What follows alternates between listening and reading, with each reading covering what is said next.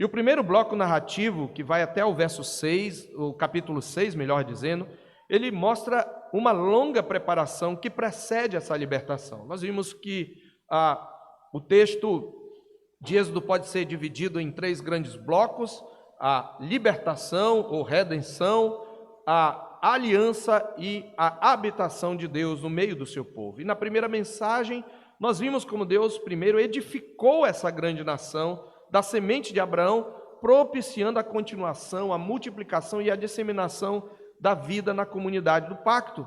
Ele multiplicou o seu povo, renovando as bênçãos criacionais, cumprindo a sua aliança para com Abraão, Isaque e Jacó. Os mesmos termos usados em Gênesis são usados, como nós vimos na semana passada. Eles cresceram, eles se multiplicaram, eles encheram a terra, e ele fez isto mesmo em meio à opressão, à escravidão, à mortandade, que foi promovida por um tirano genocida, e mostrou com isso seu absoluto controle sobre a criação e sobre a história. E desse modo nós concluímos que pela providência de Deus e pelo seu poder criador, a semente santa experimentou um crescimento triunfante, mesmo em meio à opressão.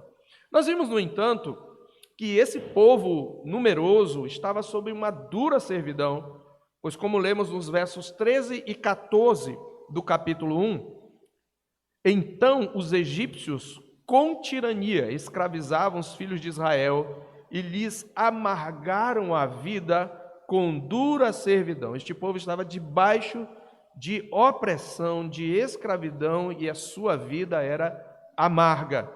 Preparar o barro, fabricar tijolos, fazer todo tipo de trabalho no campo, todo este serviço lhes era imposto com tirania. Eles foram submetidos a trabalhos forçados. Por fim, nós vimos que Deus, já na semana passada, na mensagem anterior, nós vimos como Deus suscita ou levanta um libertador, e nós observamos como ele o preservou, bem como a primeira fase do seu preparo. Eu quero, no entanto, meus irmãos, convidá-los a refletir de novo comigo sobre como Deus preparou o libertador desde o seu nascimento, revisitando as cenas do capítulo 2, aquelas já vistas, porém agora olhando-as no seu conjunto e focando-nos mais nesse levantar do libertador, no trecho que vai até o fim desse capítulo. Então, por isso que o tema da nossa mensagem, ele se entrelaça com o terceiro ponto da mensagem anterior, e eu creio que será didático reaproveitarmos, inclusive, os subpontos ali apresentados como pontos dessa mensagem. Nessa perspectiva, eu quero dividir essa mensagem nas 3 fases da vida do libertador. Nós vemos aqui nesse capítulo o nascimento do libertador.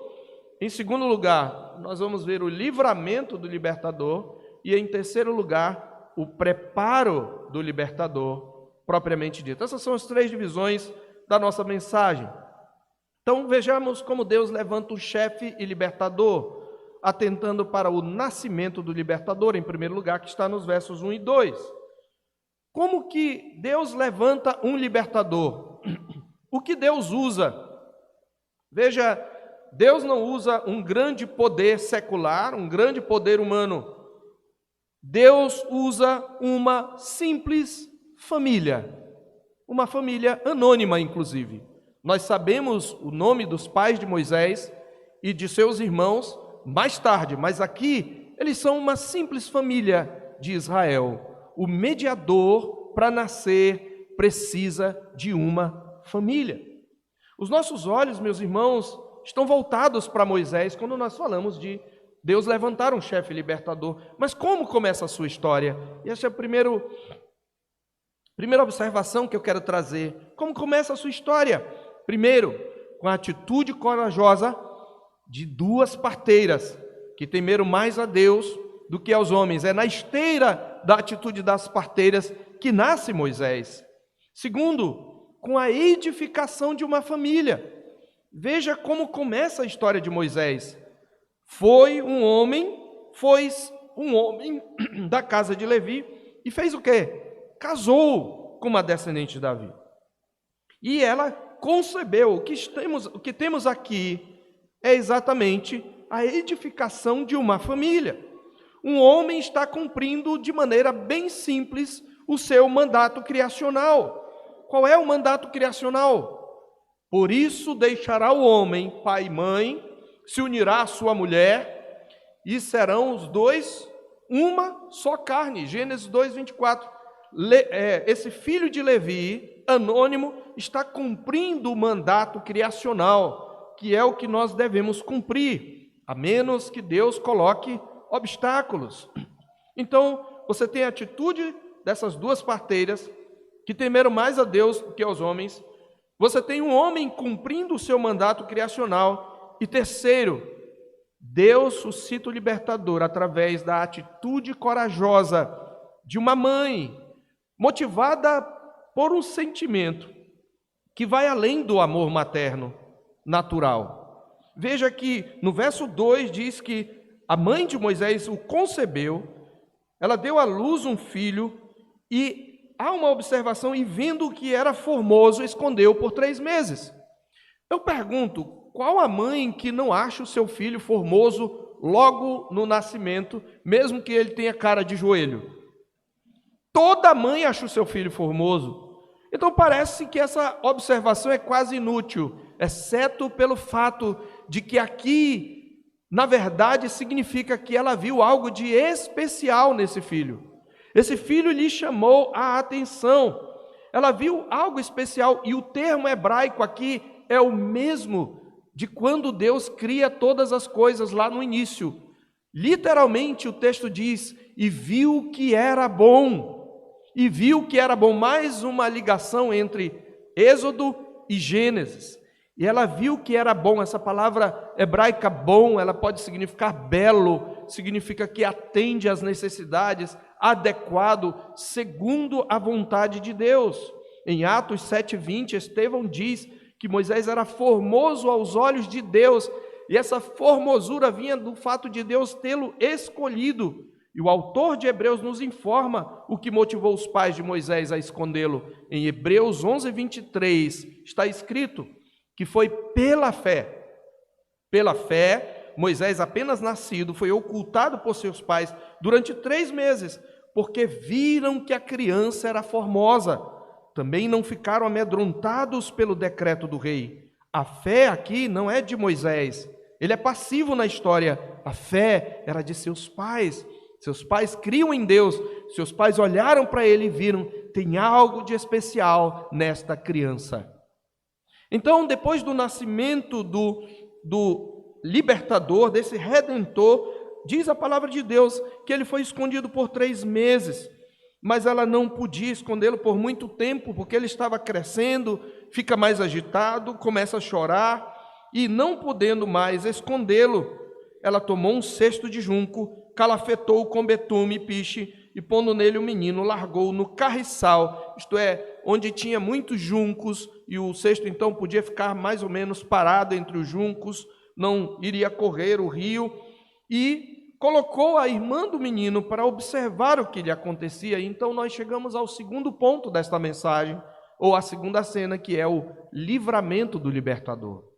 Ela está escondendo o libertador, mas ele precisa ser liberto daquele genocídio decretado por Faraó. Você lembra que, diante da teimosia das parteiras, Faraó ordenou a todos os egípcios, a todo o seu povo, veja aqui, verso 22, a ordem ao seu povo. Seu povo eram os senhores de Israel, os senhores daqueles escravos. A todos os filhos que nascerem aos hebreus, os homens, lançareis no Nilo, vocês vão matar afogados, só deixem as filhas vivas. Mas, estranhamente, ele é colocado então exatamente no local que era um instrumento de morte. Ele é salvo através da água. Como se dá o livramento do libertador? Ele é salvo através da água da morte. Olha que interessante, o instrumento de morte é o mesmo instrumento de vida para Moisés. Ele é colocado num cesto de junco, calafetado, impermeabilizado com betume e piche. Eu quero lembrar o que eu já falei na mensagem passada, no capítulo 2, verso 3, há um paralelo com a arca de Noé, porque a palavra cesto aqui é a mesma palavra hebraica para arca, e do mesmo modo como Noé foi instruído pelo Senhor, ela foi também calafetada. Então os hebreus que estavam ouvindo isso pela primeira vez, os ouvintes de Moisés, eles estavam vindo, ele foi colocado numa arca, e ela foi calafetada por dentro e por fora, e ela foi colocada no rio, e eles estão fazendo a associação com a redenção que Deus realizou sobre a família de Noé. Há um paralelo então entre a aliança mosaica, que é a aliança de Deus com Israel, e a aliança noaica, a aliança da preservação. Aqui há já um prenúncio de que ele vai ser libertado por meio da arca, através da água, pela palavra de Deus.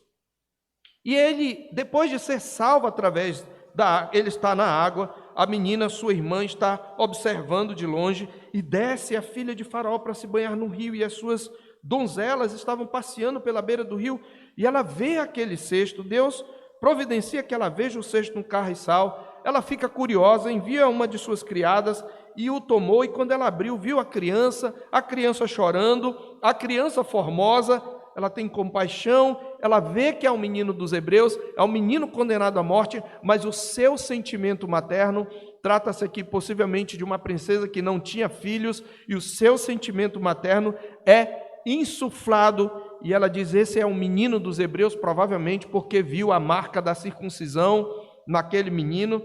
E ela então, a Miriam, com certeza, já num plano estabelecido pela sua mãe, ela disse: você não quer que eu arranje uma ama de leite para criá-lo para você? Porque se ela seria mãe adotiva, não tinha como dar de mamar, e era muito comum, até na nossa cultura, há algum tempo, havia as amas de leite, né? Para que possa criar, ela diz: vai lá e chama Joquebede. E Deus restitui Moisés a Joquebede.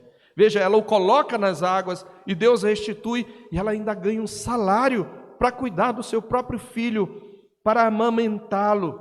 Então, o que nós temos é, quando ela termina de amamentá-lo, esse tempo provavelmente durou uns 5, 6 anos, no máximo, e sendo um menino grande, ela tem que trazê-lo à filha de Faraó, da qual passou a ser ele filho, e esta lhe chama Moisés, porque disse: porque das águas o tirei. A palavra Moisés vem da mesma, vem da raiz do verbo tirar, e essa palavra também, ela tanto é hebraica como ela é egípcia, porque essa palavra Moisés, ela está na formação da palavra, por exemplo, Tutmés ou Tutmoses, né, que é uma outra, você tem Ramsés, essa terminação é bem parecida, e provavelmente a princesa acha que ela está sendo presenciada pelos deuses com um menino, e ela tira esse menino das águas. Então, como é que Deus, veja como Deus, ironicamente, salva, livra o libertador.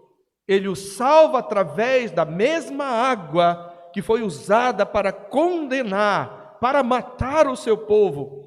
E ele é protegido em seguida na corte do império opressor. Ele fica protegido na própria corte do império genocida.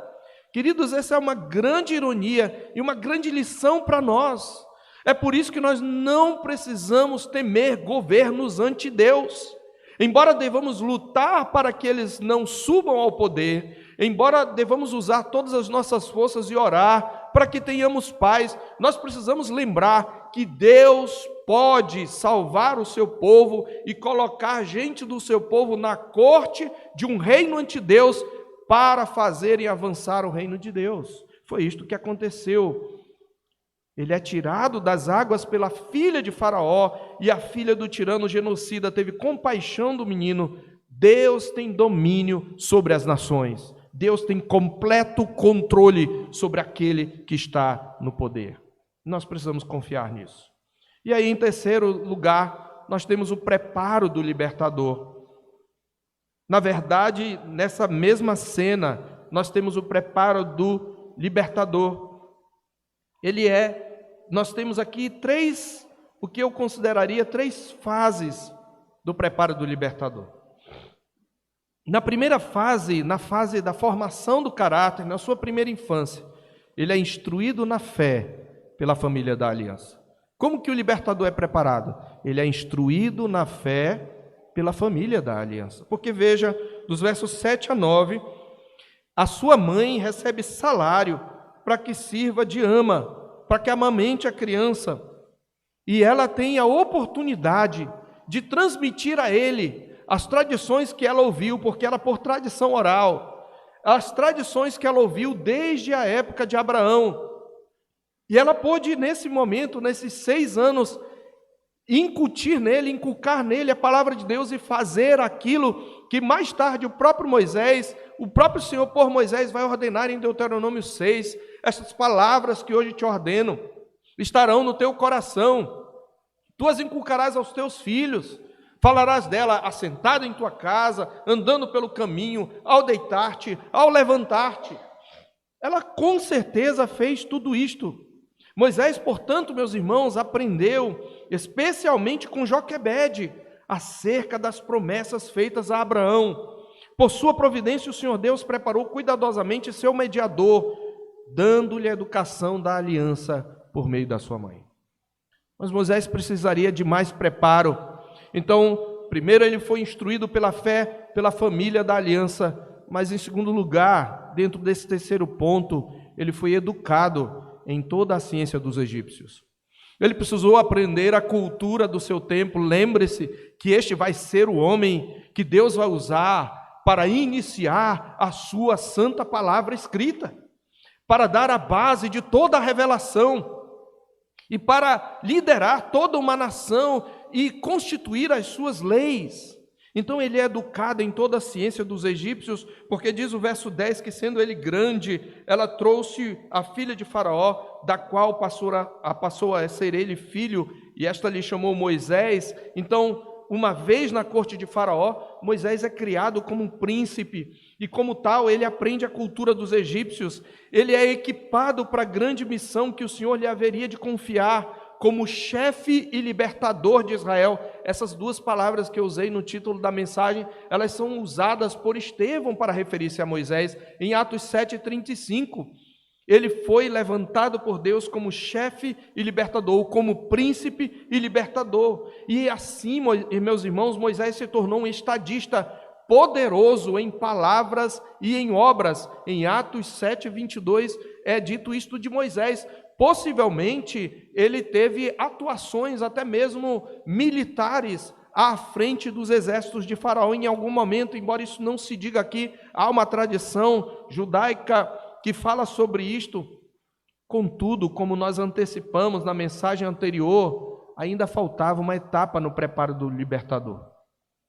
Ele precisava também ser treinado para viver no deserto.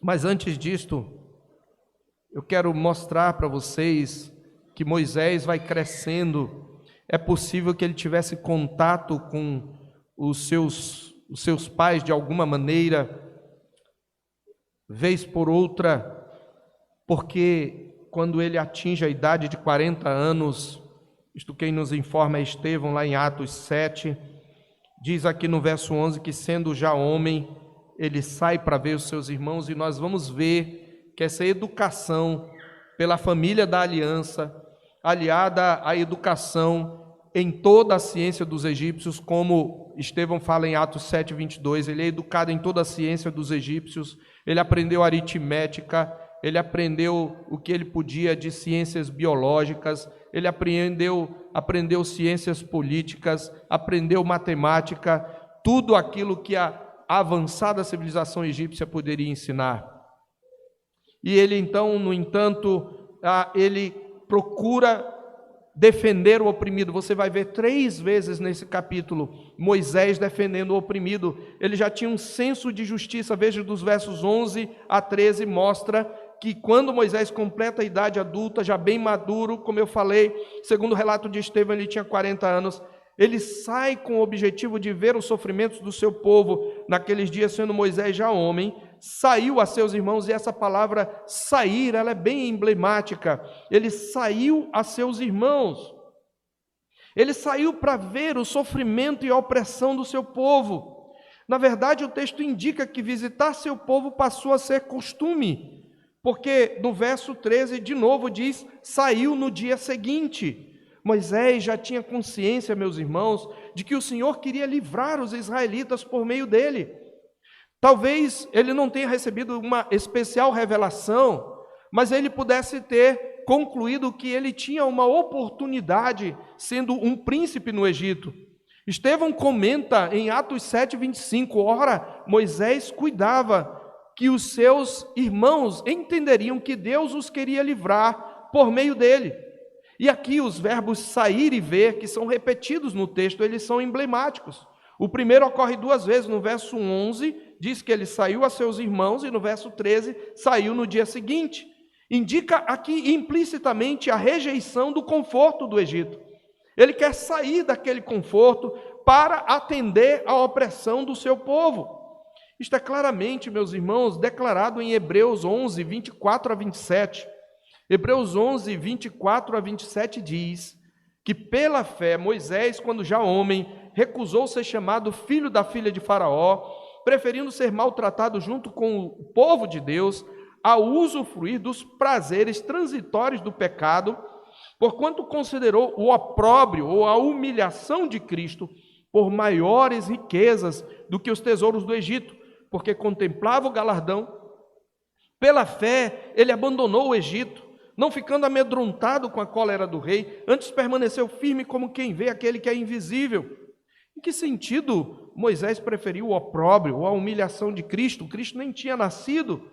No sentido, meus irmãos, de que ele se identificou com o sofrimento da divina semente, oprimida então pela semente da serpente, representada pelo Egito.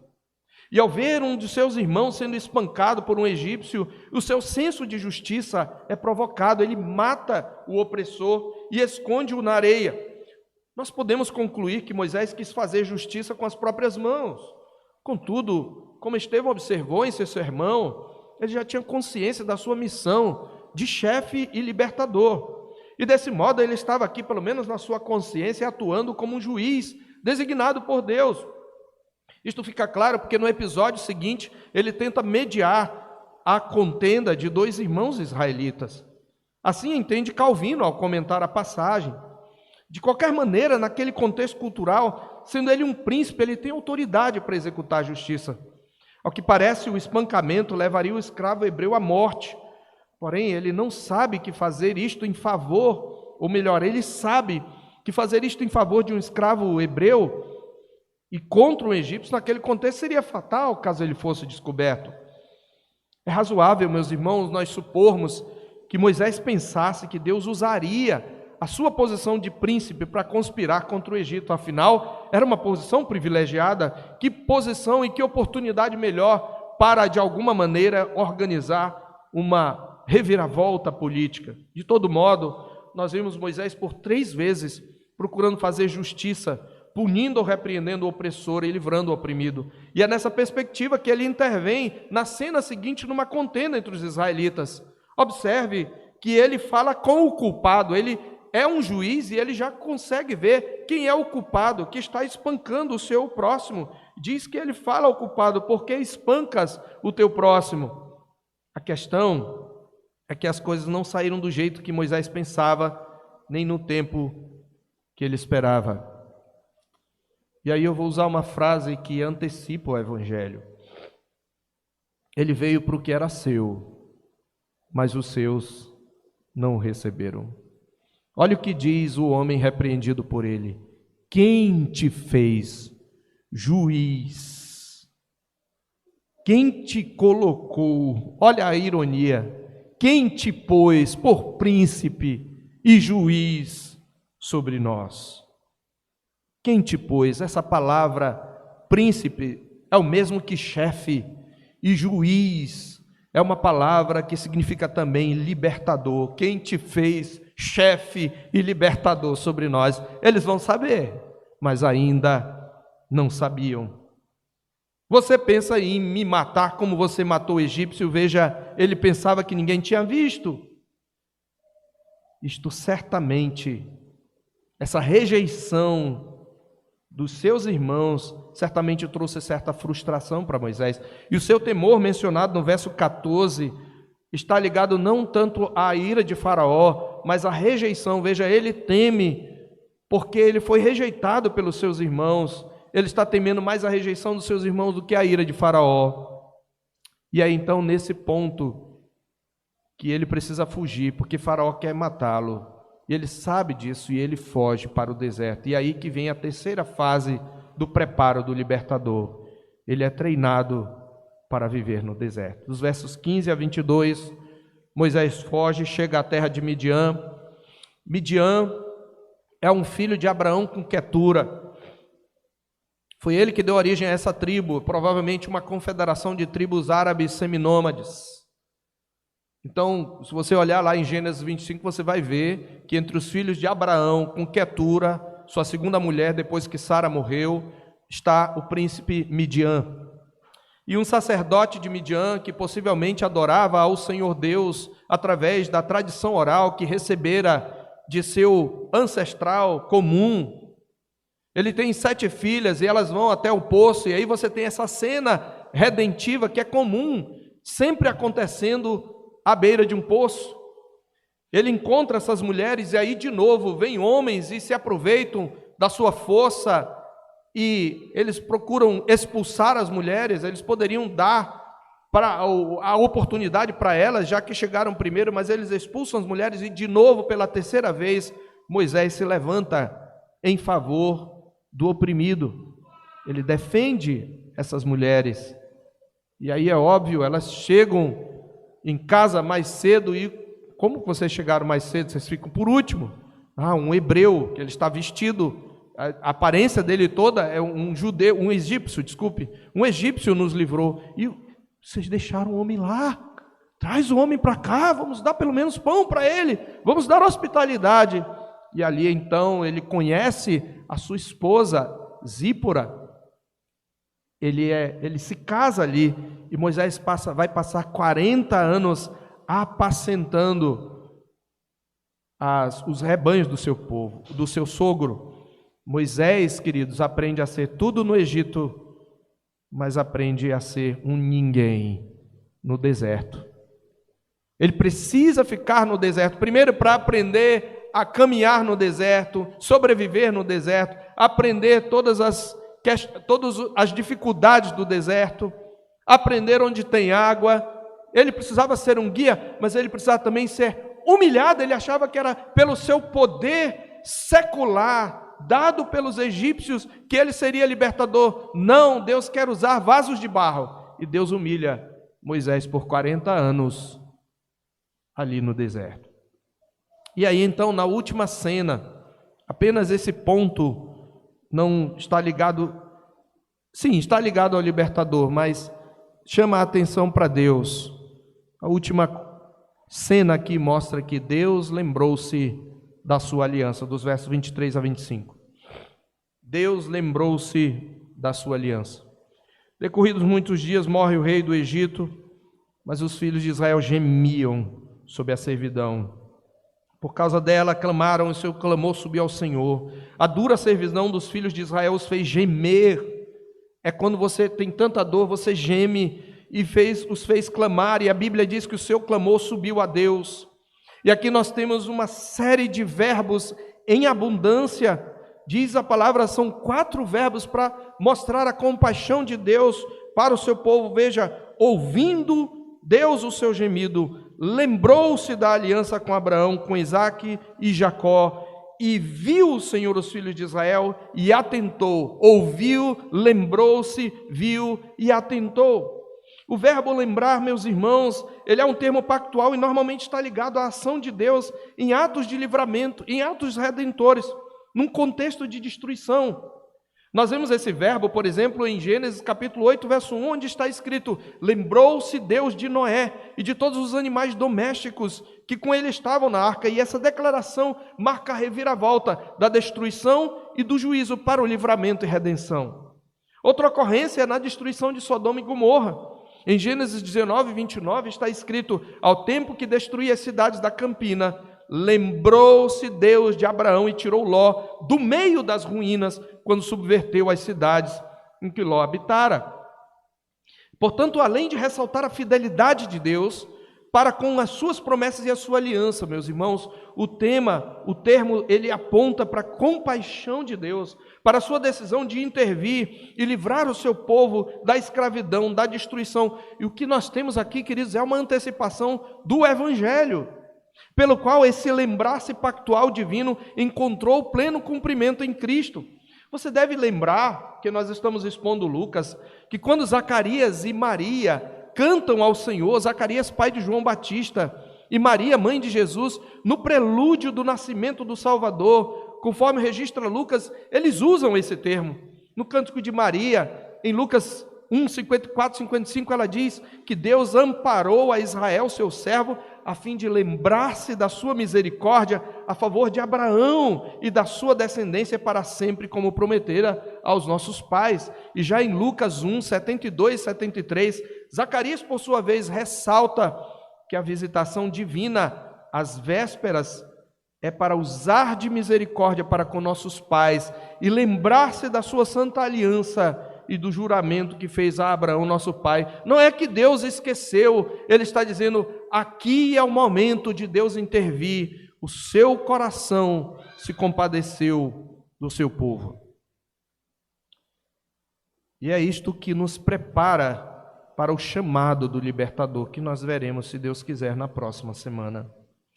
Eu quero concluir, queridos, trazendo algumas aplicações para a nossa vida, em forma de princípios e em forma de exortações. Primeiro, o que nós aprendemos aqui é que a história da redenção e do avanço do reino de Deus está entrelaçada com a história das famílias da aliança. A história da redenção e do avanço do reino de Deus está entrelaçada com a história de famílias da aliança, famílias como a nossa. O reino de Deus continua avançando e é através de famílias comuns, com problemas, como nós ainda veremos lá na frente, é através dessas famílias que Deus faz avançar o seu reino, e isso deve nos encorajar nos dias de hoje. Em segundo lugar, nós aprendemos neste texto que o método de Deus para multiplicar e libertar seu povo eleito ainda inclui as bênçãos criacionais. Preste atenção nisso.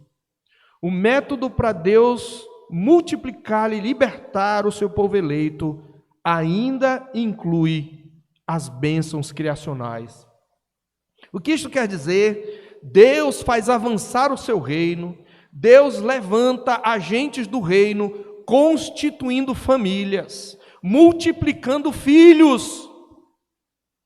Entendeu? Filhos da aliança, treinados desde a infância, são flechas na mão do guerreiro a espalhar o evangelho e fazer discípulos de todas as nações. Casais aqui presentes, vocês querem fazer diferença no reino de Deus? Tenham filhos, criem filhos, vocês podem prepará-los desde o berço para serem missionários, para fazerem discípulos, para serem pessoas que fazem diferença neste mundo. É a melhor forma de você fazer isto. Como se multiplicou o povo de Deus, igreja? Por meio das bênçãos e ordenanças criacionais. É claro que é aqueles a quem Deus dá oportunidade. Estou falando para aqueles que já são casados e para aqueles que podem casar. As ordenanças criacionais, que também são bênçãos, ainda estão em vigência, povo de Deus. O mundo quer fazer você crer que é diferente, que você não pode ter filhos porque os dias são difíceis. Porventura, meus irmãos, eu pergunto, porventura nós podemos afirmar que os tempos de Joquebede, tempos de opressão, tempos de escravidão e morte, sob um governo genocida ante Deus, eram menos difíceis do que os nossos dias? Não, povo de Deus. Essa ideia de que está tudo difícil é uma visão egoísta, incrédula e ímpia. Nós precisamos ter filhos. Os muçulmanos usam esse método. Eles têm de 8 a 10 filhos, de 10 a 15 filhos, para disseminar a sua fé.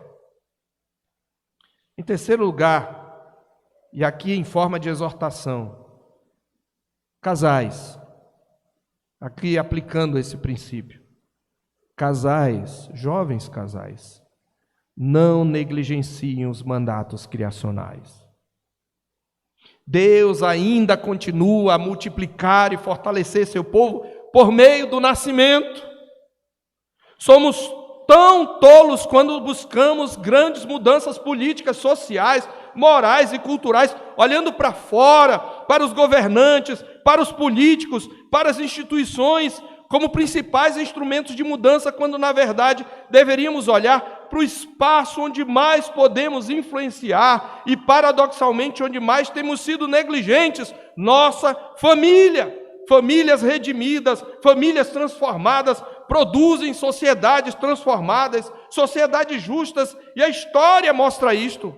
Olhe para o que você pode fazer no contexto da família, constitua família, se você quer fazer diferença no reino de Deus.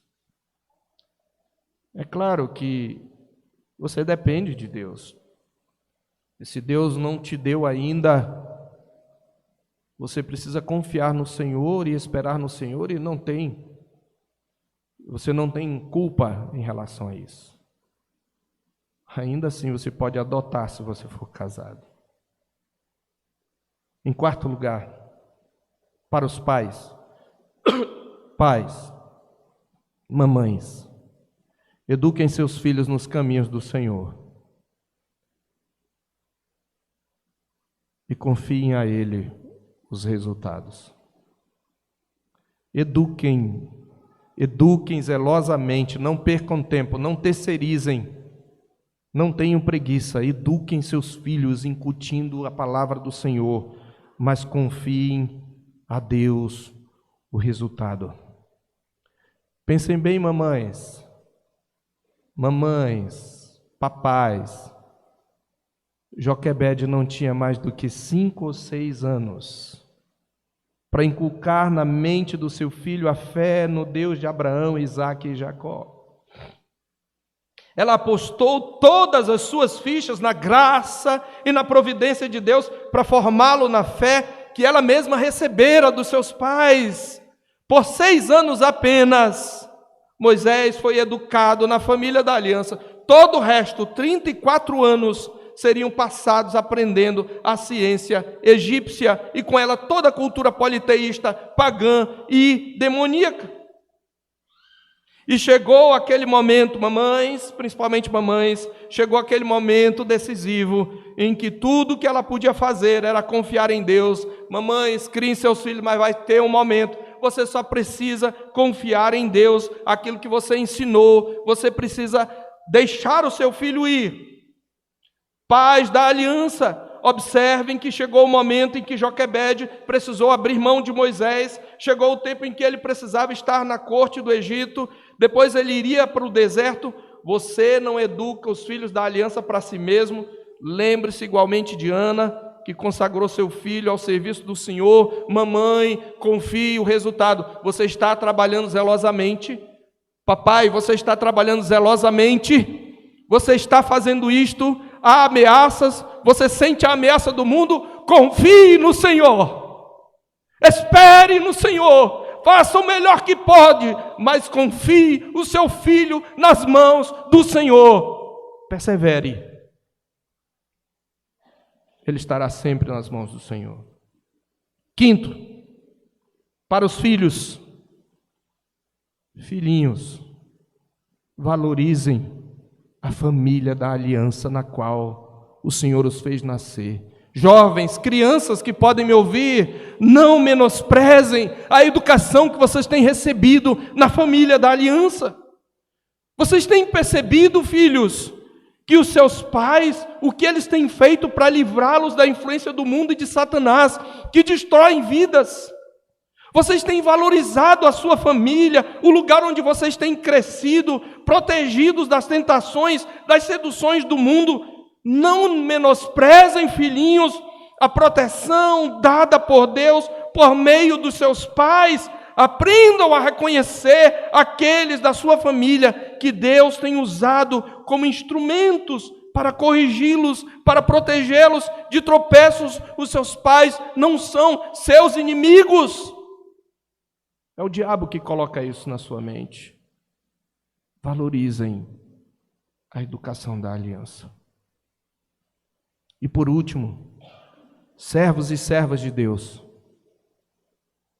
precisamos aprender as Escrituras,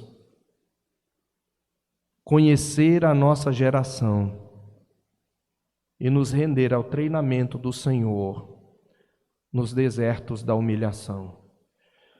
Precisamos aprender as Escrituras, conhecer a nossa geração e nos render ao treinamento do Senhor nos desertos da humilhação.